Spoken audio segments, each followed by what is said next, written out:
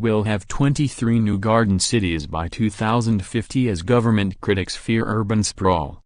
A new wave of garden cities will be built across the country by 2050 as part of a housing revolution, ministers announced last night. The 23 new garden communities would host a total of nearly 200,000 high-quality homes and green spaces, Housing Secretary James Brokenshire announced. The proposal to create 23 towns in England is a major extension to plans announced last year to build 14 garden villages with 50,000 new homes. But the Campaign to Protect Rural England, CPRE, last night warned that the idea could lead to urban sprawl. Matt Thompson, its head of planning, said the developments would lead to low-density, car-dependent, residential-led sprawl. The announcement is a key issue for the Conservatives due to fears over housing affordability and space. The Ministry of Housing, Communities and Local Government yesterday invited bids for projects to build garden communities across the country.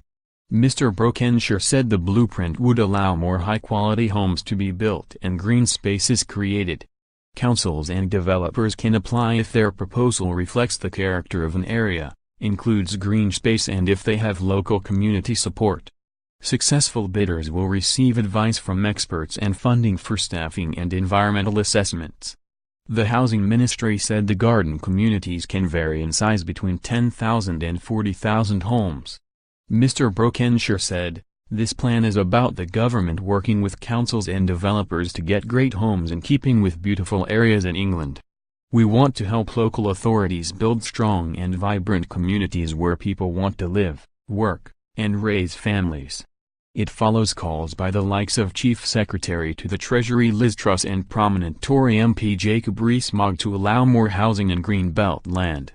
A report from CPRE last week showed plans for almost 460,000 homes have been penciled in for Greenbelt land since 2013. Earlier this year, the government unveiled plans to build up to 5 new garden towns in the Oxford-Cambridge corridor. Last night, CPRE's Mr. Thompson said, "New emphasis on brownfield and transformational regeneration in the government's latest garden communities prospectus is welcome, but would be better placed if support for such schemes were prioritized."